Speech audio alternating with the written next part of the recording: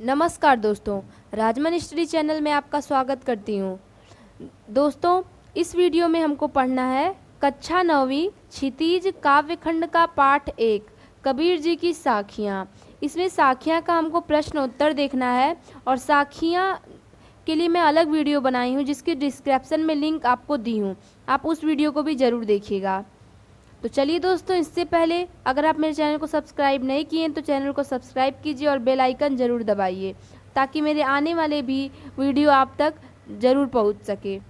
तो चलिए हम लोग अपना क्वेश्चन आंसर स्टार्ट करते हैं। देखते हैं साखियाँ का प्रश्न उत्तर क्या है। तो जैसा कि हम यहाँ देख रहे हैं कि हमारा पहला प्रश्न है कि मानसरोवर से कवि का क्या अभिप्राय है। अर्थात मानसरोवर, आप मेरी साखियाँ वाली वीडियो को भी ज़रूर देखिएगा। मैं उसमें बताई हूँ कि मानसरोवर मतलब झील। हम लोग पहले साखिया में ही देखे थे कि झील में हंस क्रीड़ा कर रहे हैं, खेल रहे हैं और उसको छोड़कर जाना नहीं चाहते हैं। अर्थात इसका आंसर होगा कि मानसरोवर से कवि का अभिप्राय हृदय रूपी तालाब से है जो हमारे मन में स्थित है। आप साखियाँ पढ़ेंगे समझ में आएगा कि जो कवि हमारे मानसरोवर से हमारे हृदय की तुलना किए हैं कि अगर उसमें भी अगर हमारा मन लग जाए ईश्वर की भक्ति में तो हम ईश्वर को छोड़ना नहीं चाहेंगे। यही कबीर जी मानसरोवर से कहना चाहते हैं। चलिए हम दूसरे प्रश्न की ओर चलते हैं। तो हमारा दूसरा प्रश्न है कि कवि ने सच्चे प्रेमी की क्या कसौटी बताई है। अर्थात कबीर जी क्या पहचान बताए हैं कि अगर ईश्वर का कोई सच्चा प्रेमी है तो हम उसे कैसे पहचान जाएंगे, उसकी क्या गुण होते हैं। तो देखते हैं कि कवि के अनुसार सच्चे प्रेमी की कसौटी यह है कि उससे मिलने पर मन की सारी मलिनताएं नष्ट हो जाती हैं, पाप धुल जाते हैं और सद्भावनाएं जागृत होती हैं। अर्थात कबीर जी कहना चाहते हैं कि अगर ईश्वर का कोई सच्चा भक्ति करने वाला है अर्थात साधु संत है तो हम उसके गुणों को कैसे पहचान जाएंगे। क्यों इस प्रकार पहचान जाएंगे कि अगर वो अपने प्रेमी अर्थात ईश्वर से मिलता है तो उसकी सारी मलिनताएं मन की अपने आप दूर हो जाएंगी, सारी बुराइयां अच्छाई में बदल जाएंगी, सारे पाप धुल जाएंगे, विष अमृत में बदल जाएंगे।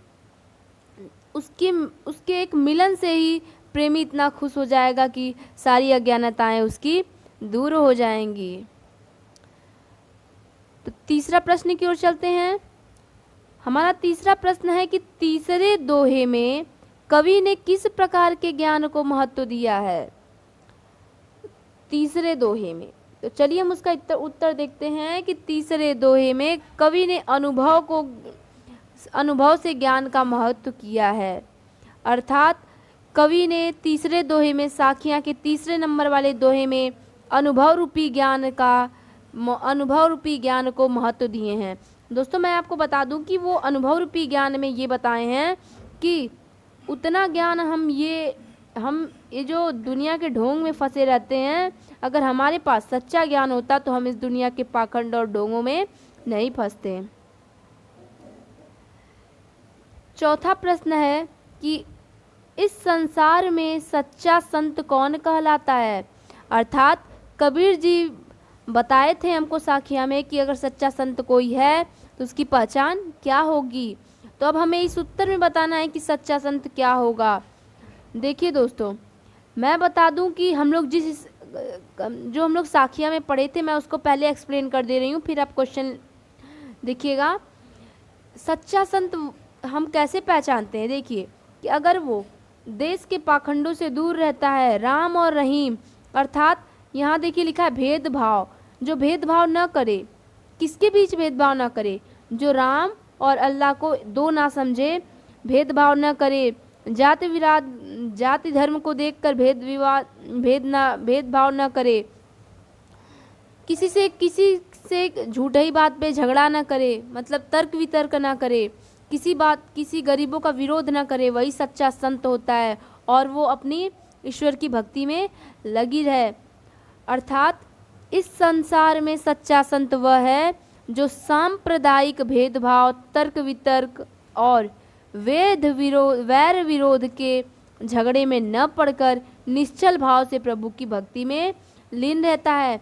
मैं अभी जैसा कि बताई कि जो भेदभाव के चक्कर में न पड़े, तर्क वितर्क न करे, किसी का विरोध न करे, निश्चल भाव से अर्थात खुले दिल से जो ईश्वर की भक्ति करेगा वही सच्चा संत है। दोस्तों, आपको क्वेश्चन लिखना भी होगा कॉपी में, तो आप इस वीडियो को रोक करके जरूर लिखिएगा। चलिए देखते हैं। अंतिम दो दोहों के माध्यम से कबीर ने किस तरह की संकीर्णता की ओर संकेत किया है। अंतिम दो दोहों से कबीर जी क्या बताना चाहते हैं, वही हमको इस आंसर में लिखना है। तो देखते हैं कि अंतिम दो दोहों के माध्यम से कबीर ने निम्नलिखित संकीर्णताओं की ओर संकेत किया है। मतलब कि जो नीचे दिया गया है उसी की ओर कबीर ने संकेत किया है। तो पहला चीज़ किस पे कबीर जी क्या बताना चाहते हैं कि अपने अपने मत को श्रेष्ठ मानने की संकीर्णता और दूसरे के धर्म की निंदा करने की संकीर्णता। अर्थात दोस्तों, कबीर जी कहना चाहते हैं कि अब हमारे संसार में क्या हो गया है, अपने मत को, यानी हम जिस भी पार्टी में हैं या फिर जिस भी बिरादर के हैं, जात के हैं, हम उसकी भलाई सोचते हैं, हम उसकी श्रेष्ठता की बात करते हैं, बल्कि जो हमारे सामने वाले धर्म, जो हमारे दूसरे धर्म होते हैं, हम उनकी निंदा करते हैं। अर्थात हम उनको नहीं मानते, हम भेदभाव करते हैं। तो ये परंपरा हमारे युग में चली आ रही है। दूसरा संकेत कबीर जी देना चाहते हैं कि ऊंचे कुल के अहंकार में जीने की संकीर्णता। अर्थात दोस्तों, अब सबकी ये लालच हो गई है कि हम ऊंचे कुल में जन्मे और हमारा नाम हो, परंतु कबीर जी के अनुसार नाम उसी का होता है जिसके कुल से मतलब नहीं, जिसके कर्म बड़े होते हैं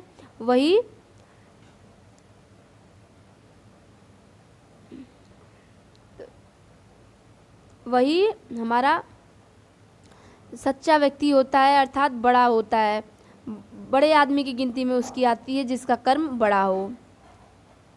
चलिए दोस्तों, अगर आपको क्वेश्चन आंसर समझ में आ रहा होगा, प्रश्न उत्तर भली भांति समझ में आ रहा होगा, तो आप वीडियो को लाइक कीजिएगा और कमेंट में ज़रूर बताइएगा।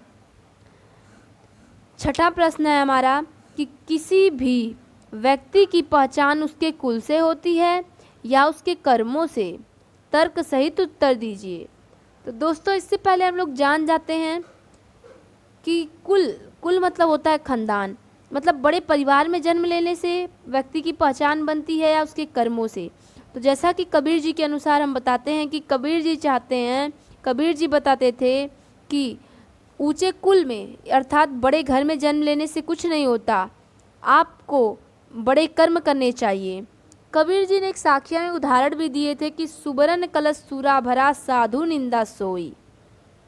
आपको याद होगा कि सुबरन कलश सूरा भरा साधु निंदा सोए, अर्थात सोने के कलश में अगर हम शराब भी भर दें तो साधु उसकी निंदा ही करेंगे। अर्थात सोने की कलश की साधु मोह नहीं करेंगे, शराब की निंदा जरूर करेंगे। तो इससे हमको समझ में आता है कि ऊंचे कुल में जन्म लेने से कुछ नहीं, ऊंचे कर्म करने चाहिए हमको। तो लेकिन उसका उत्तर देखते हैं कि क्या है। उत्तर है कि किसी भी व्यक्ति की पहचान उसके कर्मों से होती है। आज तक हम हजारों राजा पैदा हुए और मर गए, परंतु लोग जिन्हें जानते हैं वे हैं राम, कृष्ण, बुद्ध, महावीर आदि। इन्हें इसलिए जाना गया क्योंकि ये केवल कुल से ऊंचे नहीं थे, बल्कि इन्होंने ऊंचे कर्म किए। दोस्तों, यहाँ बताया जा रहा है कि हमारी पहचान ऊंचे कर्मों से बनती है, ऊंचे कुल से नहीं। जैसे कि उदाहरण भी दिया गया है कि राम, कृष्ण, बुद्ध, महावीर आदि लोग आज भी जाने जाते हैं।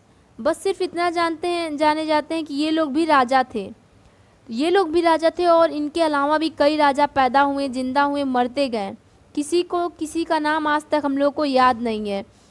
इन लोगों का नाम हम लोग को आज भी याद है, राम, कृष्ण, बुद्ध, महावीर आदि का, क्योंकि कुल की बात अभी नहीं करेंगे, अभी बस इतना देखते हैं कि इनका कर्म बहुत अच्छा था, इसलिए आज भी हम इनको याद करते हैं। ये अगर छोटे कुल से भी रहते तो भी इनको हम लोग इनके कर्मों से आज भी याद करते हैं। आगे है कि इनके विपरीत कबीर, सूर, तुलसी बहुत सामान्य घरों से थे।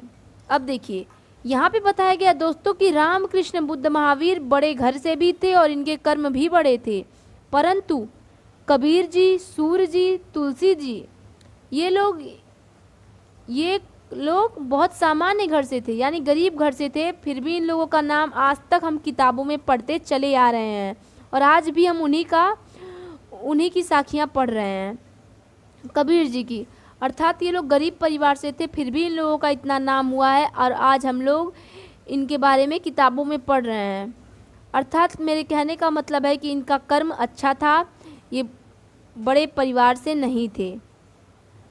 इन्हें बचपन से ठोकरें भी सहनी पड़ी होगा यहाँ पे, कि ये लोग कबीर, सूर, तुलसी जी ये लोग बचपन से बहुत मतलब गरीब घर से थे। इन लोग बहुत परेशानियां भी सहनी पड़ी, लेकिन परंतु फिर भी वे अपने श्रेष्ठ कर्मों के आधार पर संसार भर में प्रसिद्ध हो गए। अर्थात कि ये अपने कर्म ऐसे किए कि गरीबी न देखकर दुनिया इनको आज भी याद करती है, क्योंकि इनके कर्म बहुत बड़े हैं। इसीलिए हम सब कहते हैं कि महत्व तो ऊंचे कर्मों का होता है, कुल का नहीं। अर्थात बड़े घर में जन्म लेने से कुछ नहीं होगा जब तक आपके कर्म बड़े नहीं रहेंगे। दोस्तों इसका पूरा मतलब है कि जैसे राम, कृष्ण, बुद्ध, महावीर बड़े घर से भी थे, बड़े कर्म भी थे इनके, तो हम इनकी बात हटाते हैं क्योंकि ये बड़े घर में से भी थे, लेकिन हम इनकी बात करते हैं जो गरीब घरों से थे और आज हम इनके बारे में किताबों में पढ़ रहे हैं, जैसे कबीर जी, सूर जी, तुलसी जी। ये लोग सामान्य घरों से थे, इनको आज हम लोग किताबों में पढ़ रहे हैं। ये इनके कर्मों के कारण हो रहा है, इनके कर्म बहुत अच्छे थे, परिवार नहीं अच्छी थी, फिर भी ये आज हम लोग इनके बारे में किताबों में पढ़ रहे हैं। तो दोस्तों देखते हैं हम 7वां, काव्य सौंदर्य स्पष्ट कीजिए। अर्थात ये जो लाइन दी गई है इसको हमको स्पष्ट करना है कि इस लाइन से कबीर जी क्या कहना चाहते हैं। इस काव्य को हम लोग अपने साखियाँ वाले वीडियो में भी देखे हैं, परंतु इसको हम अभी भी देखेंगे। चलिए देखते हैं कि लिखा है कि हस्ती चढ़िए ज्ञान को सहज दुलीचा डारी, स्वान रूप संसार है भूखन दे झकमारी। दोस्तों हस्ती मतलब होता है हाथी, सहज मतलब होता है सामान्य रूप से, दुलीचा मतलब होता है हाथी के ऊपर की गद्दी, स्वान मतलब होता है कुत्ता, भूखन मतलब होता है भोंकना, झकमारी मतलब होता है लाचार होके चुप हो जाना। तो चलिए दोस्तों इसका हम अर्थ देखते हैं कि इसका अर्थ क्या है, कबीर जी इसका यूज़ क्यों किए हैं अपने साखिया में। तो लिखा है कि हस्ती चढ़िए ज्ञान को सहज दुलीचा डारी, स्वान रूप संसार है भूखन दे झकमारी।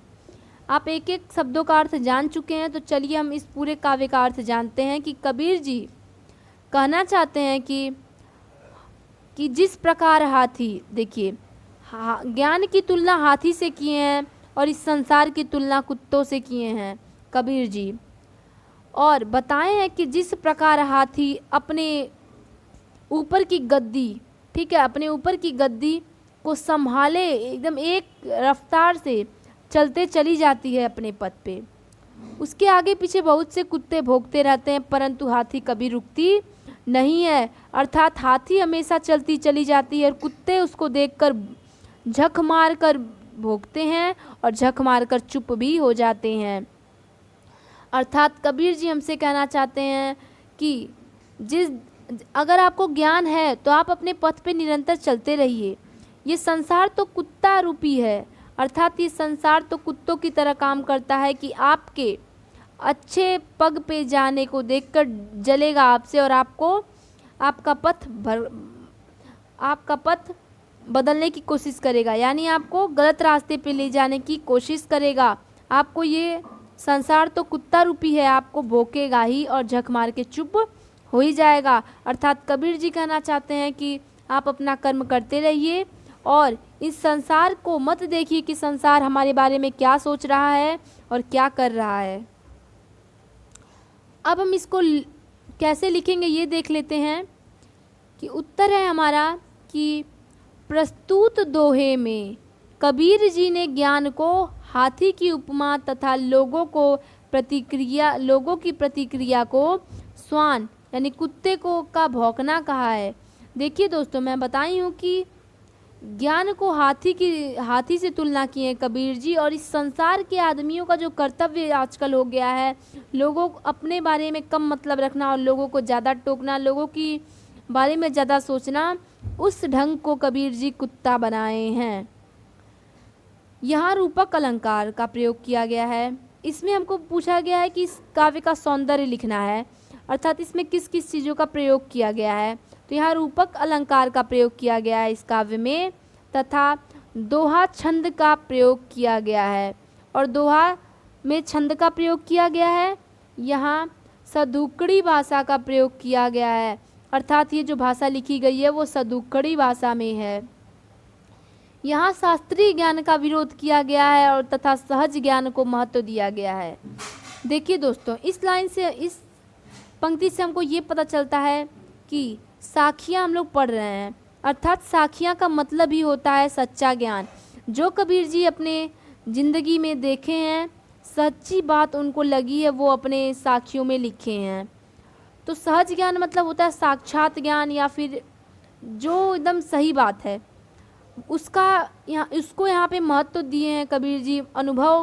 अनुभव रूपी ज्ञान को ज़्यादा महत्व दिए हैं, अर्थात जो हम अनुभव करके सीख लेते हैं, हमें पूरी तरह से पता है कि ये ज्ञान सही है, उसको कबीर जी ज़्यादा महत्व दिए हैं।